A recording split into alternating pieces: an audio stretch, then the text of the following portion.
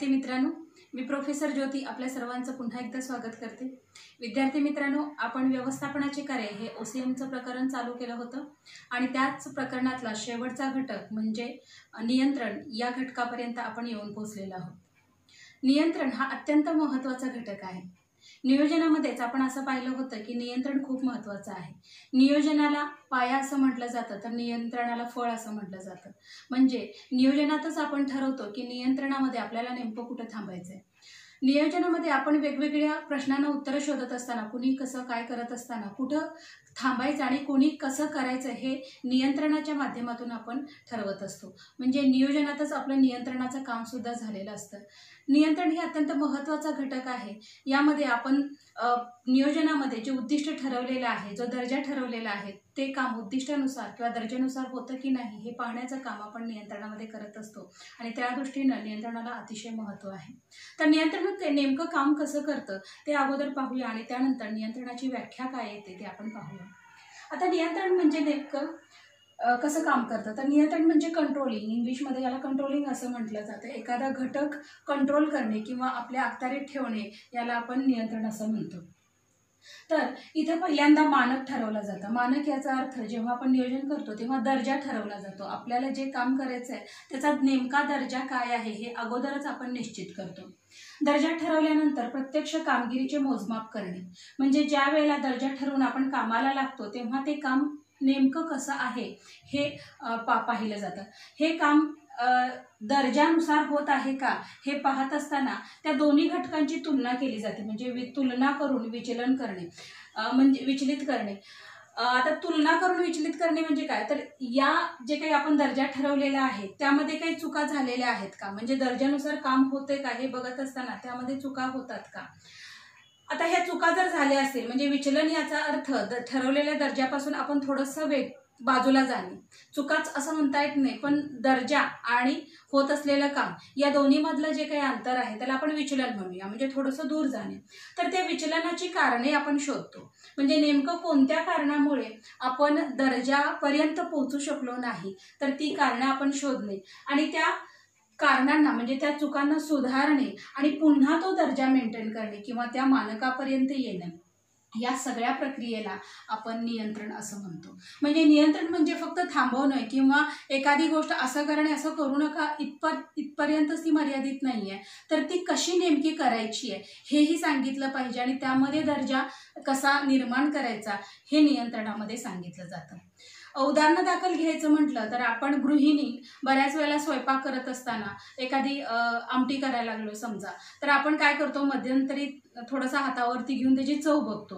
आता ही चव बघण्यामागचा उद्देश काय आहे तर त्यामध्ये काय कमी आहे ते वाढवणं किंवा जास्त झालं असेल तर त्यामध्ये काय करता येईल हा आपण विचार करतो आणि आपला जो काही चवीचा दर्जा आपण अगोदरच निश्चित केलेला आहे त्या दर्जापर्यंत ते पदार्थ आणण्याचा जो काही प्रयत्न करतो त्याला आपण थोडक्यात नियंत्रण असं म्हणूया। तर नियंत्रणाची वेगवेगळ्या विचारवंतांनी व्याख्या कशी केलेली आहे ते आपण बघूया। डेल हेनिंग यांनी नियंत्रणाची व्याख्या अशी केलेली आहे, नियंत्रण ही एक अशी प्रक्रिया आहे ज्यात नियोजनबद्ध कृतीतून कार्यपूर्ती करण्याचा प्रयत्न केला जातो। आता त्या डेल हेनिंग यांना असं म्हणायचं आहे की हे प्रक्रिया नियंत्रण ही कंटिन्यूस चालणारी प्रक्रिया, ही सगळ्यात शेवटीच करायला पाहिजे असं नाही, तर कार्य चालू असताना नियंत्रण करणं, म्हणजे इथं आपण म्हटलेलं आहे की प्रत्यक्ष कामगिरीचं मोजमाप, म्हणजे ज्या वेळेला कामगिरी होत आहे त्यावेळेला त्या प्रक्रियेचं नियंत्रण होत असतं, त्यावेळेला नियोजनबद्ध कृतीतून कार्यपूर्तीचा प्रयत्न करणे, म्हणजे कामगिरी चालू असतानाच ते काम व्यवस्थित करण्याचा प्रयत्न करणे याला आपण नियंत्रण असं डेल हेनिंग यांना म्हणायचं आहे। तर फिलिप कोटलर असं म्हणतात, प्रत्यक्ष परिणाम आणि अपेक्षित परिणाम हे जास्तीत जास्त जवळ आणण्यासाठी केलेल्या प्रयत्नांच्या प्रक्रियेला नियंत्रण म्हणतात। आता प्रत्यक्ष परिणाम जे आपण अगोदर उद्दिष्टांमध्ये ठरवलेलं आहे की आपल्याला काय साध्य करायचं आहे, तर आपण प्रत्यक्ष किंवा ते साध्य करायचं शेवटी आपण केलं का हे पाहत असताना प्रत्यक्ष परिणाम आणि अपेक्षित परिणाम, म्हणजे अपेक्षा आणि झालेली गोष्ट या दोन्हीमध्ये जर तफावत असेल तर ती तफावत कमी करण्याचा जो काही प्रयत्न आहे त्याला नियंत्रण असं म्हणता येईल। म्हणजे फिलिप कोटलरना दोन गोष्टींमध्ये, म्हणजे समजा या दोन ट्रॅक धरून चाललो आपण की अपेक्षित परिणाम आणि प्रत्यक्ष परिणाम, तर या दोन्हीतला अंतर कमी करून त्याला एकरूपता आणण्याचा जो काही प्रयत्न आहे त्याला आपण नियंत्रण म्हणता येईल. नियंत्रणाचे महत्त्व सांगणारे एकूण 10 मुद्दे इथे दिलेले आहेत. तर नियंत्रणाचं महत्त्व या 10 मुद्द्यांच्या आधारे आता आपण स्पष्ट करून घेऊया.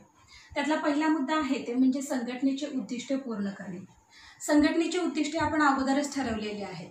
आता ही संघटनेची उद्दिष्टे पूर्ण करत असताना प्रत्येक टप्प्यावरती आपल्याला त्या उद्दिष्टांपर्यंत आपण जातोय का किंवा त्या उद्दिष्टाला धरून जातोय का हे पाहणं अपेक्षित आहे. प्रत्येक टप्प्यावरती हे पाहत असताना जर त्यामध्ये काही कमतरता असेल, विचलन असेल, तर ती कमतरता दूर करण्यासाठी आपण प्रयत्न करावा आणि ती पूर्ण करून जे काही उद्दिष्ट साध्य होतं ते क्वालिटेबल उद्दिष्ट, इथं आपल्याला क्वालिटीची अपेक्षा आहे आणि ते क्वालिटी मेंटेन करण्यासाठी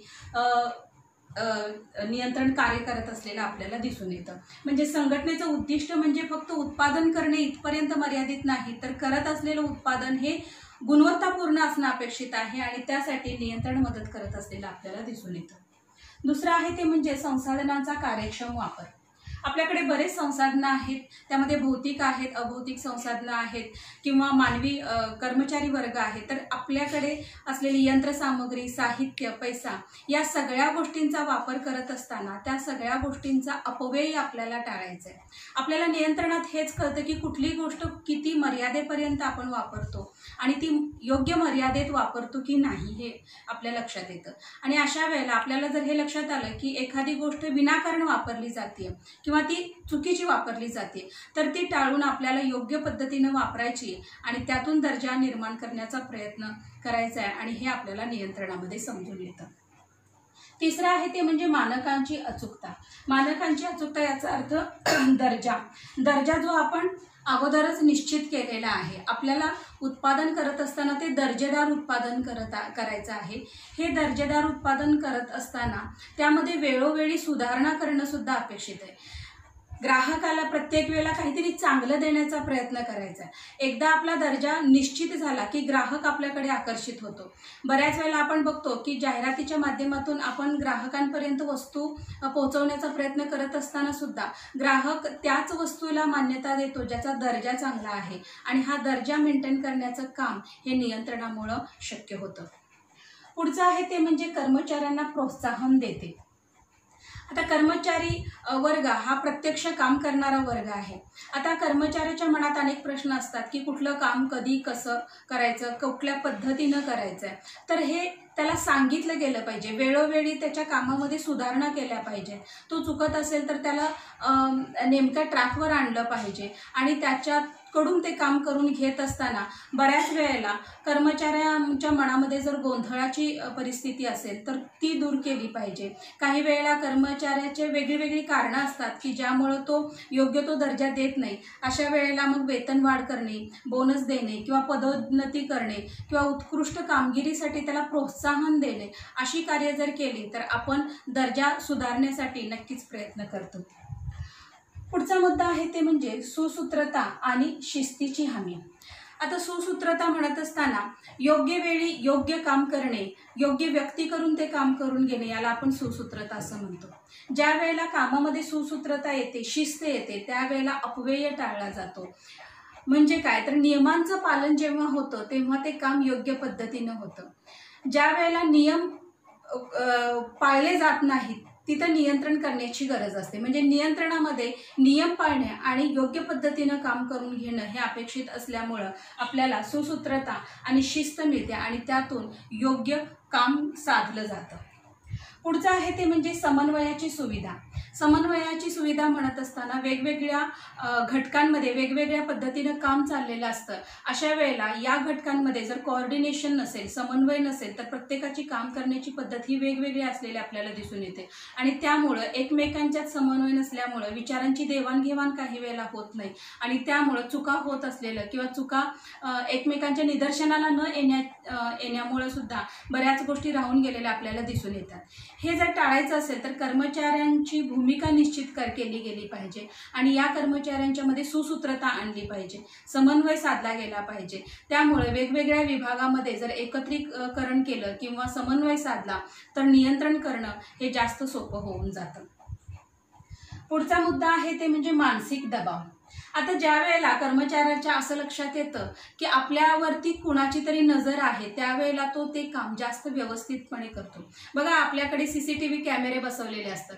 हे सीसीटीव्ही कॅमेऱ्याच्या माध्यमातून काय होतं तर नेमक्या ठिकाणी नेमकं काय घडतं हे जेव्हा कळतं, त्यावेळेला कर्मचाऱ्यांच्याही असं लक्षात येतं की आपल्याला पाहणारे डोळे आहेत, त्यावेळेला तो ते काम व्यवस्थितपणे करतो. जर पाहायला कुणी नाही असं जर त्याला वाटत असेल तर तो काम कसंही पूर्ण करण्याचा प्रयत्न करतो. म्हणजे इथं काय होतं की नियंत्रणामुळे मानसिक दबाव येतो. ज्या वेळेला वरिष्ठ आपल्याला विचारतो की हे असं का केलं किंवा असं का केलं नाही, त्यावेळेला ही उत्तरं देणं ही त्या कर्मचाऱ्याची जबाबदारी असते आणि त्यामुळं तो ते काम व्यवस्थित प्रकारे करण्याचा प्रयत्न करतो. म्हणजे काय तर मूल्यांकनावरती भर दिला जातो आणि एक मनोवैज्ञानिक दबाव टाकून त्या कर्मचाऱ्याकडून ते काम करून घेण्याचा प्रयत्न केला जातो. पुढचा मुद्दा आहे संघटनात्मक कार्यक्षमता व प्रभावशीलता. आता संघटनात्मक कार्यक्षमता म्हणजे परत इथं सगळ्या गोष्टींमध्ये समन्वय साधणे, वेगवेगळ्या घटकांमध्ये म्हणजे वेगवेगळ्या विभागांमध्ये एकत्रीकरण करणे आणि मग त्यांना प्रोत्साहन देऊन त्यांच्याकडून काम करून घेणे. ज्या वेळेला वेगवेगळे घटक एकत्र येतात त्यामुळे एकमेकांच्यावरती प्रभाव पडतो आणि चांगलं देण्याचा प्रयत्न करतात. म्हणजे ज्या वेगवेगळे घटक ज्या वेळेला दुसऱ्याचं बघतात की हां त्यांनी हे चांगलं केलं तर आपणही ते केलं पाहिजे, असा प्रभाव एकमेकांचा पडल्यामुळं उत्कृष्ट दर्जाचं काम होण्यासाठी इथं मदत झालेली आपल्याला दिसून येतं. पुढचा मुद्दा आहे ते म्हणजे चांगली सामाजिक प्रतिमा.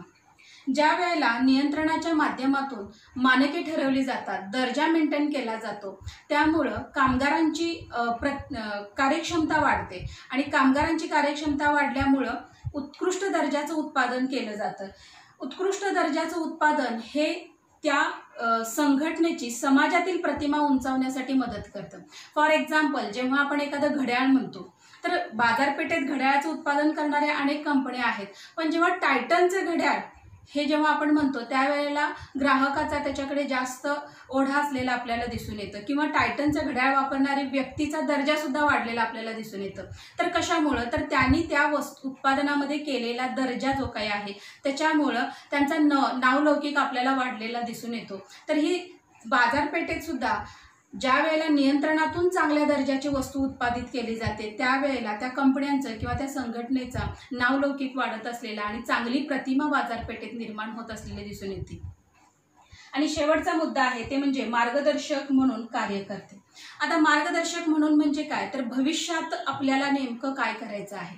ज्या वेळेला नियंत्रणात आपण मानकं ठरवतो आणि त्या दर्जा ठरवण्यासाठी आपण मध्यंतरी थोडासा थांबतो, त्यावेळेला भविष्यात आपल्याला नेमकं काय साध्य करायचं आहे हे तिथं ठरतं. म्हणजे अशा प्रकारे व्यवस्थापन कार्यातलं हे शेवटचं आणि अत्यंत महत्त्वाचं कार्य आपण पुन्हा एकदा मुद्द्यांच्या आधारे बघूया. तर नियंत्रणाचे महत्त्व सांगणारे एकूण 10 मुद्दे आपण पाहिलेले आहेत. त्यातील पहिला मुद्दा आहे संघटनेचे उद्दिष्ट पूर्ण करणे. दुसरा आहे संसाधनांचा कार्यक्षम वापर. तिसरा आहे मानकांची अचूकता. चौथं कर्मचाऱ्यांना प्रोत्साहन देते. 5 सुसूत्रता आणि शिस्तीची हमी. 6 समन्वयाची सुविधा. 7 मानसिक दबाव. 8 संघटनात्मक कार्यक्षमता व प्रभावशीलता. 9 चांगली सामाजिक प्रतिमा आणि 10 मार्गदर्शक म्हणून कार्य.